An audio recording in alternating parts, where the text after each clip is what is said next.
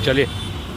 नमस्कार, आप देख रहे हैं न्यूज मंच और मैं हूँ विशाल वैभव। पूर्णिया सांसद पप्पू यादव को जो है लॉरेंस बिश्नोई गैंग से धमकी मिलने के बाद लगातार जो है उनका बयान आ रहा है और इसी क्रम में जो है एक भावुक संदेश उन्होंने दिया है। क्या कहा है पूर्णिया सांसद पप्पू यादव, आपको छोड़ जाते हैं उनके बयान के साथ। बने रहिए न्यूज मंच के साथ। न्यूज मंच के लिए विशाल वैभव, पटना।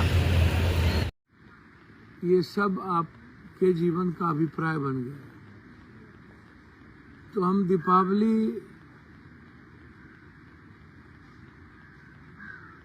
से ही शुरुआत करते हैं, कृष्ण के कर्मों से, कर्तव्यों से। मैं आपको एक बात बता देना चाहता हूं कि द्वारिका पर जब हमले की शुरुआत हुई थी, कल के दिन, जब दुनिया के सारे नर नारी, दिल्ली महिलाओं को जब कैद बना लिया गया था और कृष्ण नहीं पहुंच पाए थे, तो तभी शुभ और अशुभ के बीच एक बड़ी लकीर खींची गई थी।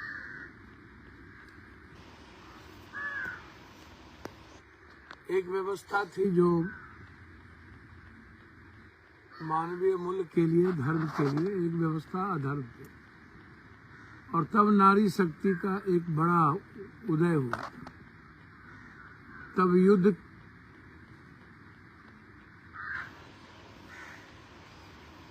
हम जीते भी थे, प्रशस्ति प्राप्त भी किए थे और द्वारिका के बंधन को मुक्त किया था। और तब से आज तक परंपराओं का यह शुरुआत चला आ रहा। इसीलिए ताकि आने वाले पीढ़ी शुभ और अशुभ के जीवन को समझ सके, मानव कल्याण को समझ सके और प्रकाश, दिव्य ज्योत को समझ सके। प्रकाश सब जो है ना, वह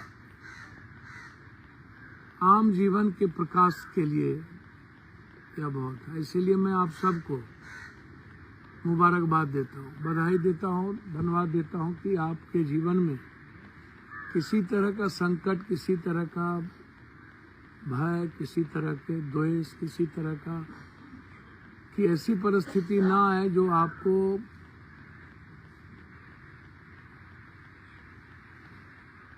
श्रेष्ठ कर दुख दे और अहंकार रहित मानव का निर्माण हो। ये महत्वपूर्ण। अब मैं शुरू करता हूं। आप व्यक्ति को इतना छोटा मत समझिए। व्यक्ति महानतम कब होता है? गौतम बुद्ध कब बने? नहीं तो गौतम ही रह जाते। जब वो अपने राजमहल को छोड़े, परिवार को छोड़े, तो बुद्ध की कल्पना की। राम महान तब कब बने? जब अपने राजशाही महल को छोड़े, पूरे दुनिया को छोड़ा, तब उन्होंने महानतम व्यक्तित्व के रूप में एक इतिहास लिखा। कृष्ण महानतम कब बने? जब उन्होंने द्वारिका को छोड़ा और वृंदावन की ओर रास्ता किया। मोहम्मद साहब महानतम कब बने? जब वो मक्का छोड़ करके मदीना की ओर पैदल चले और सारे साम्राज्य को छोड़ करके उन्होंने मानव मूल्यों के लिए। शिरडी के साईं बाबा के जीवन को आप याद करिए। संत रविदास के उस वाणी को, मन करे चंगा ते कठौती में गंगा, उस दर्शन को याद करिए। एक मोची के रूप में उनकी वो, और शिव का वो भाव जब उन्होंने गरल रूप से विष का पान किया था। तो दुनिया में जब आप किसी भी महान संभूति या आनंद मार्ग के ही आनंद मूर्ति जी को आप उठाइए, जहर भी पिया था, परिवार और घर भी त्यागे थे, तो आपको पता चलेगा कि किसी भी महानतम कार्यों के लिए जीवन में बहुत सारी आलोचनाएं या परम आलोचनाएं सुननी होती। जो लोग, चाहे एक सांसद जी का मैं अभी बयान पढ़ रहा था, देखिए मैं पहले भी कह रहा हूं कि मेरा निजी दुश्मनी किसी से नहीं है। फिर मैं कह रहा हूं कि यदि आपके मन में आलोचना करने के लिए यह बात हो कि मैं डर गया या मैं डरा, मैंने सुरक्षा मांग ली, पहले मेरे लाइफ के बारे में समझना चाहिए आप, और मेरे परिवार के बारे में भी जानना चाहिए। और मेरा जो लालन पालन हुआ पहले इसको भी जानिए। 6 वर्ष तक हमको मेरे परिवार के लोगों ने अन्न नहीं दिया था। हम बिना अन्न के 6 वर्ष तक रहे थे। हमको दूध, बकरी की तो गाय की तो खस्सी की, तो हमारे दादे परदादे या परिवार के लोगों ने, कल्पना करिए कि क्या मीनिंग था उस वक्त और हमको लेके परिवार की क्या सोच थी कि हमारी फैमिली के लोगों ने 6 वर्ष तक अन्न नहीं खाने दिया। और जिस आनंद मार्ग स्कूल से लेकर के या जिस संस्कृति के हम लालन पालन के बीच मेरे जीवन गतिमान हुए, उसमें डर कहाँ आता है? डर की क्या गुंजाइश है? मैं दिल से आपसे कहता हूं कि जो लोग आलोचना करते हैं, गाली गलौज करते हैं, आप बहुत ताकतवर आदमी हैं या आप बहुत मजबूत आदमी हैं, तो आप अच्छा काम करिए। हम आपका विरोध तो नहीं करते हैं। क्या एक सांसद जी ने लिखा कि भारी भरकम इंसान आदमी, मेरे वो मित्र हैं, मैं उनकी बहुत इज्जत करता हूँ, भाई हैं मेरे। कभी दाऊद इब्राहिम जी के साथ तो कभी किसी के साथ उनकी चर्चाएं होती रही है, और उनका इतिहास दुनिया को पता है कि उनकी जो ये आज साम्राज्य है वो दाऊद इब्राहिम और वैसे लोगों की संगति के कारण ही।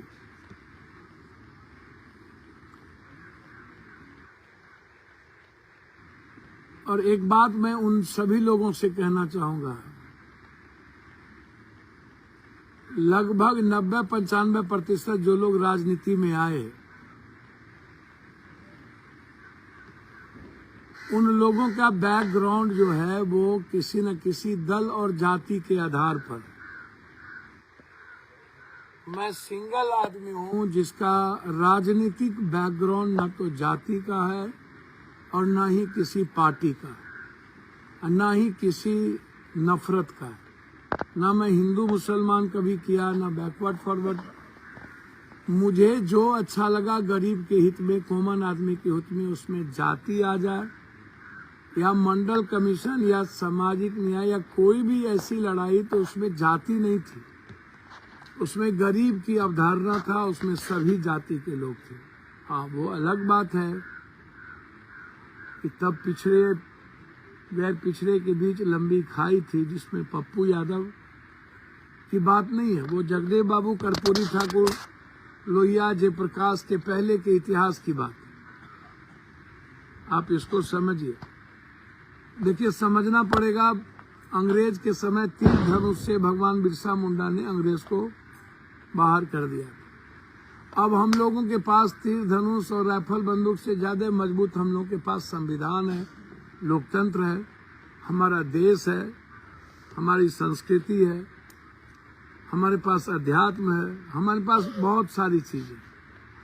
पहले तीर धनुष से ही हम भगा दिए थे अंग्रेज को। तब तो हमारे पास संविधान नहीं था, हमारे पास लोकतंत्र नहीं था। तो आज जो लोग गाली गलौज सोशल मीडिया पर करते हैं, क्या फायदा क्या मिलता है? या जो यूट्यूबर लगातार गाली गलौज दे रहे हैं, आपको क्या फायदा मिलता है? पप्पू यादव से आपकी व्यूअर्स बढ़ जाती है, आप खत्म हो जाते हैं, आप खत्म हो चुके हैं। तो आप देखिए, आपके बारे में दुनिया को पता है कि आप किससे चंदा लिए, कौन किससे पैसा लिया, लगभग जो लोग आलोचना करते हैं, यूट्यूबर या कोई लोग, हमने लगभग लोगों की मदद की है। और हम आपकी आलोचना करते नहीं, और हम आपको मदद ही करते हैं। आपसे उम्मीद ही रखते हैं कि आपकी मदद मैं करूं। आप अच्छा काम करिए, आप जाइए, आप हम पप्पू यादव से बड़ी लकीर खींचिए। तो मैं उन सांसद जी को कहना चाहूंगा, सांसद जी 5 बार इंडिपेंडेंट एमएलए एमपी, 2 बार 7 बार संसदीय जीवन हमारा रहा। और उस संसदीय जीवन में आपको आश्चर्य लगेगा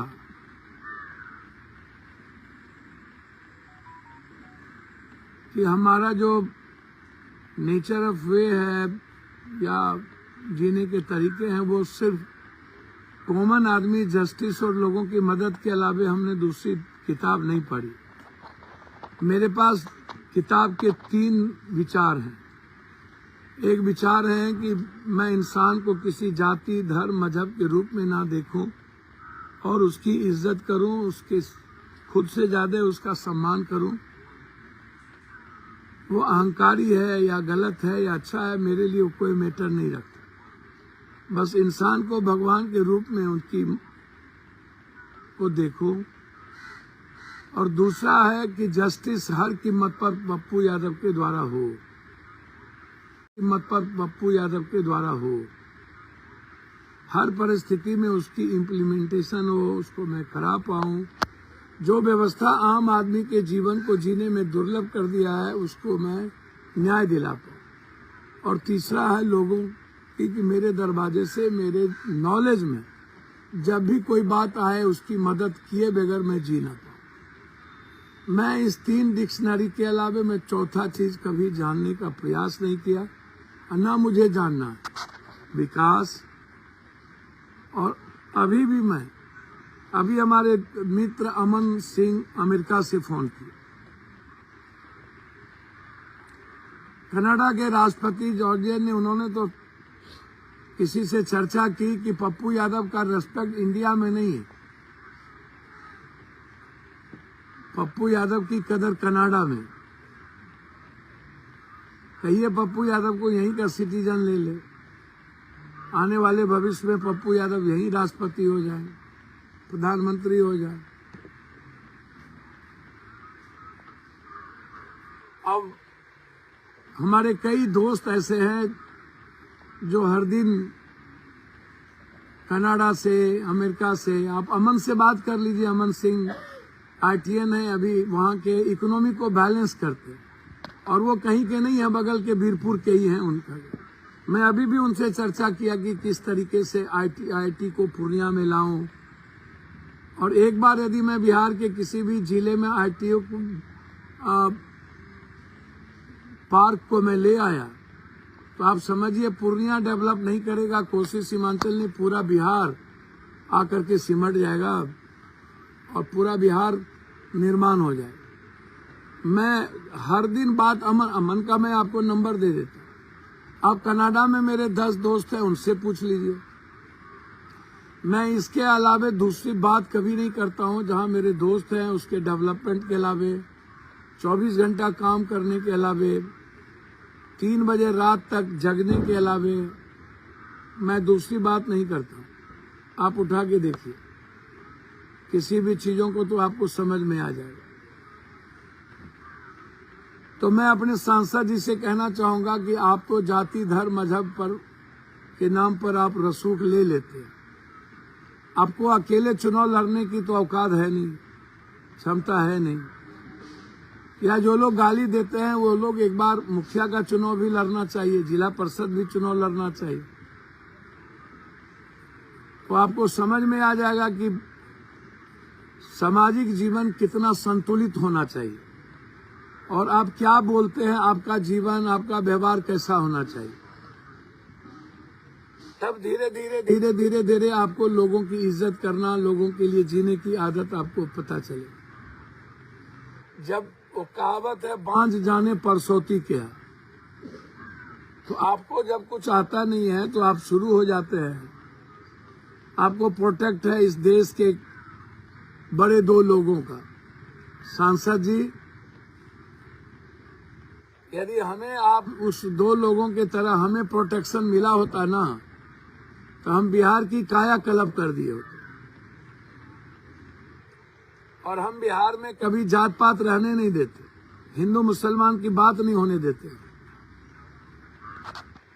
और हमारी पूरी अवधारणा गरीबी खत्म करने पर और बेरोजगारी खत्म करने पर होती। आपको तो इतनी भी हैसियत नहीं है कि एक बाजार में 1100 का बीज 2200, 2300, 1300 से ऊपर में बिकता है और आप रोक नहीं पाते हैं। आप लोग तो जाइए, रोकिए। डीएपी खाद, ये क्या है? डीएपी खाद, इसमें बिना मिलावट के पूरा बोरा मिलावट कर देता है। उसके बाद आप और बिना 3200, 3300, 3400 के बिकता नहीं है, वो भी आउट ऑफ मार्केट हो जाता है। किसान को मिलता नहीं। औकात क्यों नहीं होती आप लोगों को? इस पर गाली गलौज कीजिए ना। आप जाके लड़िए ना जिस चीज पर लड़ना चाहते हैं। आप हमसे क्यों लड़ना चाहते भाई? हमारी कौन सी, हमको तो जो अच्छा लगता है मैं वो करता हूं, जो सच है जो बोलता हूं, और सच्चाई के लिए ही बुद्ध जाने गए, नानक जाने गए। हो सकता है पप्पू यादव का जन्म इसीलिए हुआ हो।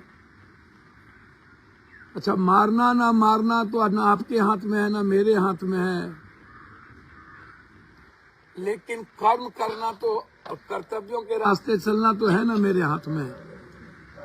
चलिए ना, हम लोग मिल के करते हैं। हम लोग एक दूसरों के लिए आलोचना ना बने। मैं आपकी इज्जत करता हूं।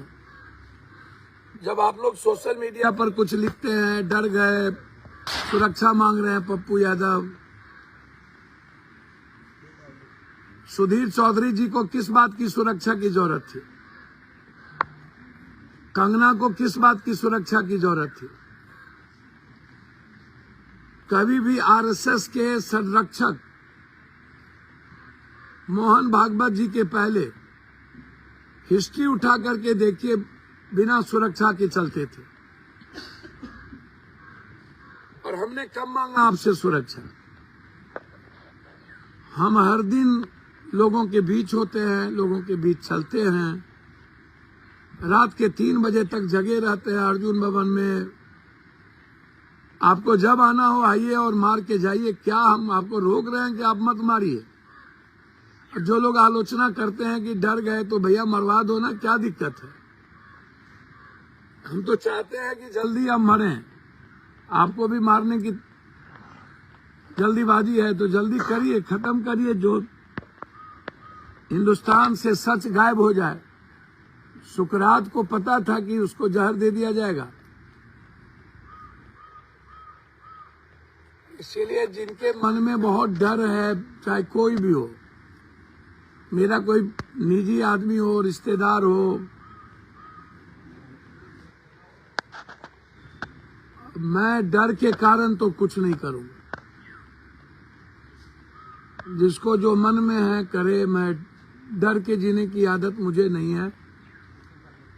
सब कुछ छोड़ देना पड़ेगा, छोड़ देंगे, लेकिन अपनी जिंदगी और के लिए अपने आइडियोलॉजी से कोई समझौता नहीं करेंगे। फिर मैं कह रहा हूं, मेरी लड़ाई न कभी, मैंने लॉरेंस को भी कहा, मैंने कई बार कहा कि लॉरेंस का जब फोन आया तो मैंने कहा कि भैया तुमको किसे मारना है, किसे क्या करना है, ये तुम्हारा दायित्व। करनी सेना के अध्यक्ष को जब उन्होंने मारा था तब हम सदन में उठाए थे। हमें जो कहना था, मैं ट्वीट के माध्यम से एज ए नेटवर्क के बारे में कहा कि देश में संविधान, कानून, लोकतंत्र और देश से बड़ा कोई व्यक्ति नहीं हो सकता। भिंडरवाला के इतिहास को याद करिए। जब देश से बड़ा होने लगा था तो हमारा देश अलगाववाद की ओर चला गया था और देश टूटने लगा था। इस तरह कश्मीर में भी जब हमारे कुछ लोग अपने को देश से ऊपर समझने लगे थे तो हमारे हिस्से टूटने लगे थे। और आज मणिपुर नागालैंड में कुछ लोग हमारे कंट्री के संविधान से अपने को ऊपर समझने लगे तो आज देश अलग हो चुका है। मणिपुर नागालैंड बिल्कुल हमारे कंट्री से बिल्कुल दूर जा चुके। जो लोग हमें गाली देते हैं वो गाली इस देश के पीएम, सीएम और मुख्यमंत्री से क्यों नहीं बात करते कि मणिपुर क्या हमारे देश में है या नहीं। एक दिन में 100 लड़कियों का बलात्कार 10,000 आदमी के बीच में जाति पूछ करके किया जाता है और लोग देखते हैं लड़के बलात्कार करते हैं, फिर यह जाति दूसरे जाति के लड़की के साथ करता है और तब हमारा देश का सेना और सब कुछ को सरकार रोक देती है और हमारे राज को बचाने की गहरी चिंता नहीं होती। तब आप गाली गलौज नहीं करते हैं। जब उल्फा का चीफ जिससे हम बातचीत की, मैं कहता हूं कुछ सोशल मीडिया पर कुछ लोग चलाते हैं उल्फा के चीफ से बातचीत होती है पप्पू यादव की, किसी में होती है। जब उल्फा के चीफ किसी को किडनैप करता है तो मैं जरूर बात करता हूं, बिल्कुल करता हूं और करूंगा। उल्फा के चीफ को अलाउद्दीन के चिराग नहीं है। खगड़िया के 2 आदमी का किडनैपिंग लड़के का इंजीनियर का किया गया था तो मैं उसको बचाने के लिए, इकलौता माँ बेटा था, उसकी माँ पागल हो गई थी तो मैंने उल्फा के चीफ से बातचीत ही नहीं की। अंत में मुझे जाने की तैयारी करना पड़ा। मैं कुछ भी कर सकता हूं किसी माँ की उम्मीद और किसी बच्चों को बचाने के लिए। मैं यह बात कई बार कह चुका हूं, फिर मैं कहता हूं कि लॉरेंस हो या कोई हो, इसमें हिंदू मुसलमान का सवाल नहीं है। अरोरा को जो धमकी मिला, जो आध्यात्मिक गुरु हैं, छोटे बच्चे, वो कौन सा मुसलमान है? आप मारना चाहते हैं या नहीं मारना चाहते, या आप जिसको जिसको मारे, मेरा कोई लेना देना ना, आप मारिए सलमान को या किसी को, हमें क्या लेना देना भाई। सरकार का दायित्व है सलमान को बचाना या ना बचाना, या किसी और का दायित्व है। हमारी हिफाजत की चिंता आप लोग मत करिए। हम 84 से 83 से कई तरह की परिस्थितियों का सामना करते हुए हमको खाना हमने पहुंचाया, उसमें अधिक तो बीजेपी समर्थक ही होंगे। पटना में जब मैं 11 दिन खाना हम पहुंचा रहे थे तो उसमें 90% बीजेपी समर्थक थे कि नहीं थे। और हम डेली जो मदद करते हैं उसमें पप्पू समर्थक होते हैं, राजद समर्थक होते हैं, जदयू होते हैं कि बीजेपी होते हैं। मेरे यहाँ जो सुबह सुबह या दिन भर हम मदद करते हैं उसमें कहीं लिखा हुआ है कि ये किस पार्टी और किस जात के लोग हैं। हम तो परिवार के नाते मदद करते हैं, इंसान को भगवान के नाते। तो मेरी विचारधारा को आप फरकेट मत करिए। मुझे जो कहना था मैंने कर दिया। यदि आपको लगता है कि मैं डर गया तो समझ लीजिए आप उसमें खुश रहिए, डर गए। जब जब कोई चीज, मैं फिर कह रहा हूं कि जितने लोगों को सुरक्षा मिली है उसको उठा के देखिए, क्या सुरक्षा की जरूरत है? और अभी अरोरा जी पर धमकी मिली तो उन्हें सुरक्षा तुरंत मिला कि नहीं? या बंबई आने के बाद चिट्ठी लिखे तो वो संदर्भ था कि इस तरह का थ्रेट दिया जा रहा। या जिस रात हम लौट रहे थे झारखंड से तब हमें धमकी दी गई रात के 1 बजे देवघर के बीच। तो आप उसको देखिए, तो थोड़ा समझने का प्रयास करिए। मैं भी आपका भाई हूं,